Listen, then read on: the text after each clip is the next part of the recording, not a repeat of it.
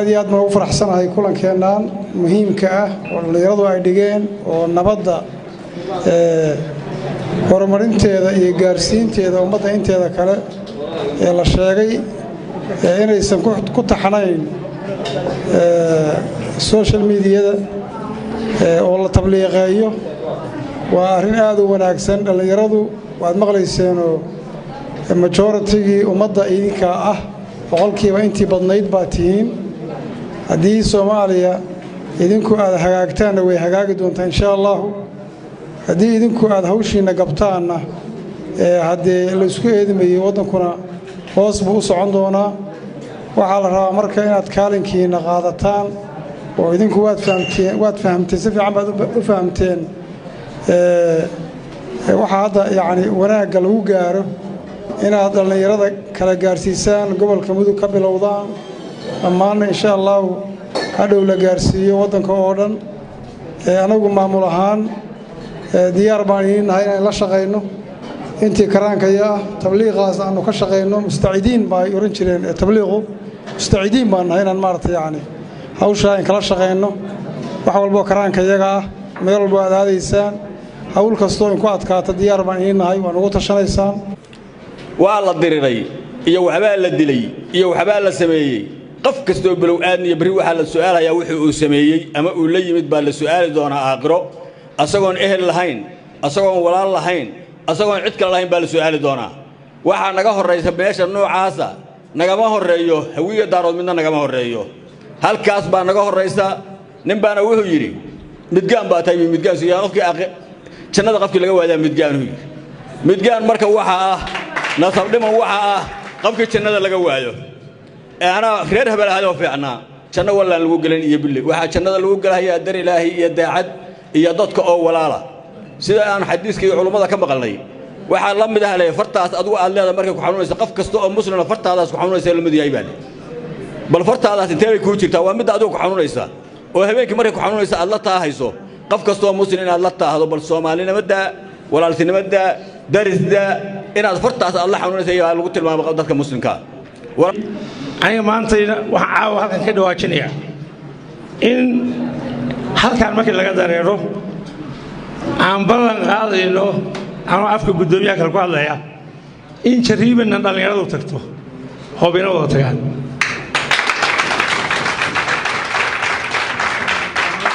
سيد بندرة يقول له بيجي معين هل كان ممكن دقائق قدومي حقالك قبل كافرية أو قال كعيود قبل كمذو محمد عارفنا محمد هل كان ممكن لقبحه إن هذا هو بيحفل ذكر القبيت dhalinyaro madasha nabadda isdhexgalka dhallinyarada gobolka mudug waa dhalinyarada gobolka mudug oo midaysan oo ka soo kala jeeda maamulada Puntland iyo Galmudug iyo Soomaaliya oo dhan ku leh kambasiya iyo faracyo hamiga waxay leeyihiin hami iyo higsi ama vision iyo mission wax loo yaqaano sidoo kale waxay leeyihiin halku dhigeenu waa inta nool baa nabad u baahan inta nool baa nabad u baahan ninkii dhintay wuu dhintay inteeni banaanka joorina salaynayno iyo inaan noolnahay iyo inaan isku faraxsanahay waxa kala socda mid lama arko waxa nabadda baahida uu qabaa waa inta nool higsigeenu waxa weeye mudug oo nabad ah hamigeenu waxa weeye Soomaaliya oo mid ah waxba yaan beel la idin sheegin oo la idin oranin reer hebel baa tahay maanta itool wax weeye leel ka soo duulay sacad baa soo duulay xuduud baa leenahay waxba yaan la idinku mashquulinin waad arkayseen maanta toole raggi hal doorka ahaa ee ka dhintay beelaha sacad iyo leelkase ee madashan u taalo waxa weeyaan waa laga heshiiyay inta lagu dilayaan laga heshiinin inta lagu dilo waa la heshiinaya ayaan laga tagin waay waxa weeyaan uga tagaysaa dunidan quruxda badan adoo dhalinyaro ah oo 15 jir ah waliba ugu dhimanaysaa habba dilma adoo waxa weeyaan dhiig xaaraan ku rooraya waay u dhimanaysaa dulinimada intaas leego aad ugu dhimanaysid qabiil maxay tahay adoo gobonimo u dhiman kara adoo calanka Soomaaliyeed u dhiman kara adoo sumcadda u dhiman kara waa qabiil ugu dhimanaysaa Dr. Muuse hadaan wax yar oo hordhaca idinka siiyo markuu imaanayay Goldogob 2012 waxa la oran jiray Jazan Weyhanya I would love to elaborate with some few Somali proverbs which the mahmaayo Soomaaliyeed buu rabaa inuu wax yar idin dul maro. Sariirta ugu fiican ee nin ku seexan karwaan nabad.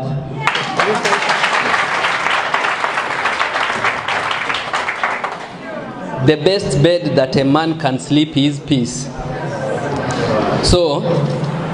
the next proverb I'll tell you is nabad ku sehan maisid hadi daris kagu nabad ahain.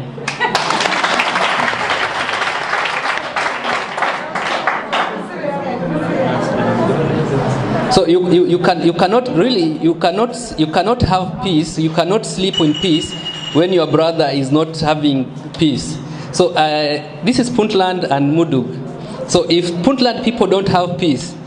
I highly believe that Gal Mudug will not have peace. So haddii aysan Puntland nabad ahayn markaas Galmudug nabad ahaan mayso. Marka deriska hadduu nabad ahayn nabad ahaan mayso. And we have the product of peace. The product of peace is always development. This can be elaborated briefly by a Somali proverb which says,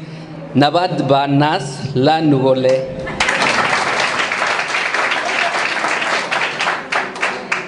So,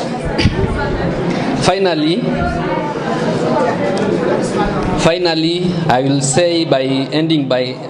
Nabad lan wa nolol lan. Okay. Thank you very much.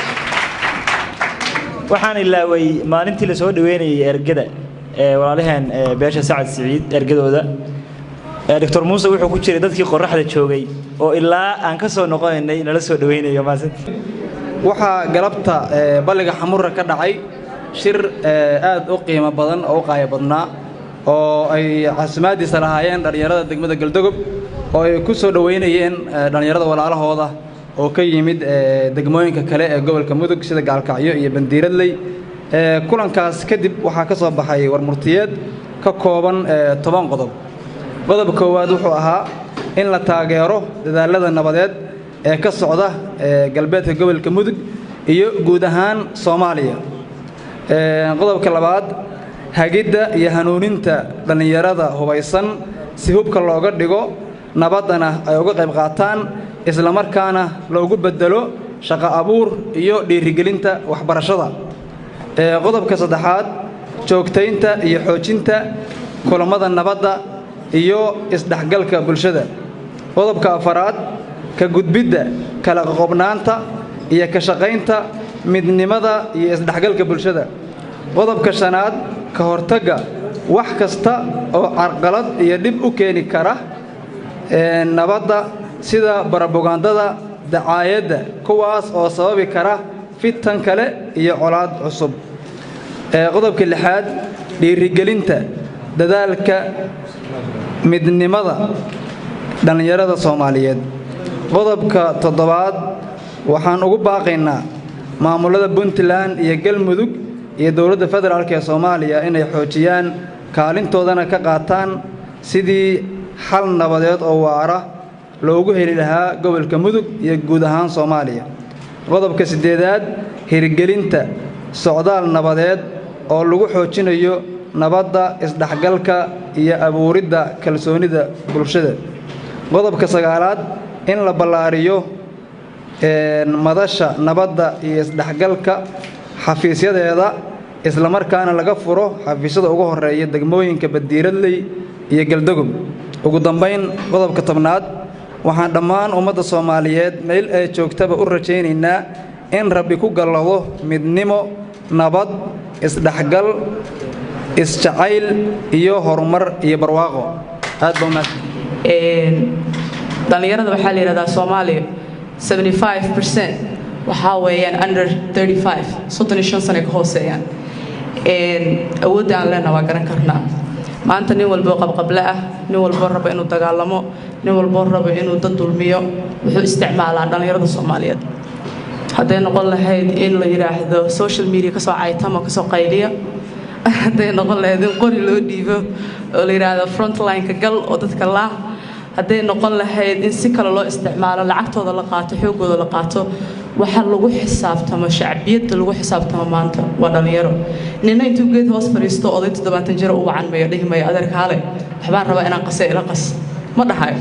runtii wuxuu u wacanaa wiil yar Soomaaliyeed oo uu brainwash ku riday maskaxda dhan inta ka qabsaday uu qabiil iyo in adeerka waaye iyo asaga maanta wax noqonaya la dagaalan iyo maaragta adduunka la qas u garab istaagaya uu soo kaxaysanaya inteena meesha fadhida hadda maanta runtii waxaa laga yaabaa 70% inay yihiin educated undergrads haysta diploma haysta wax soo bartay wax soo akhristay adduunku meeshu maanta marayo garanaya horumarka la hiigsanayo garanaya tiknoolajiyada iyo meesha loo tartamayo iyo meesha adduunku isku hiigsanaya garanaya dad baa waxay ku tartamayaan cirka inay guriga ka dhistaan oo tagaan annaga Soomaaliyeed nahayna waxa waaye wadankeeni wadooyinkeeni ma dhisan lahayn oo jajaban oo baaba'ay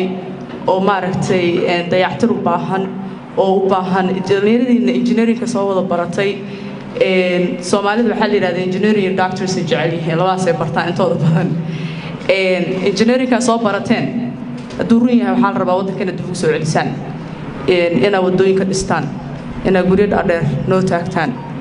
inaad maaragtay aan hiigsano horta adduunka soo egyahay adduunyada aan ku noolnahay seebay u egtay Soomaaliyana see u egtay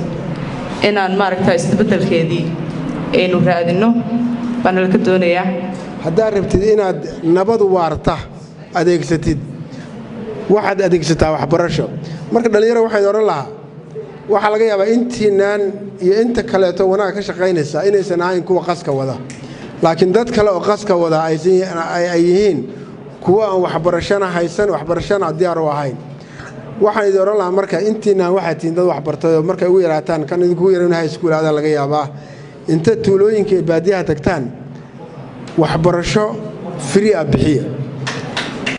dhinaca kale marka waxaan rabnaa inaan shahaadooyinka guddoonsiino maadaama la leeyahay codka soo gaabiyo oo la leeyahay la soo gaabiyo waxaan u yeeraynaa guddoomiyaha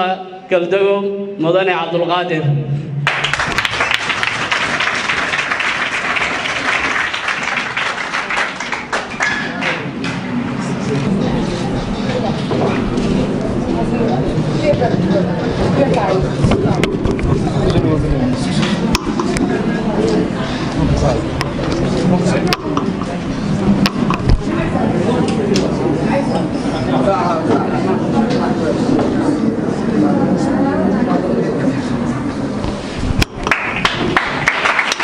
ururka dhalinyarada ee degmada Galdogob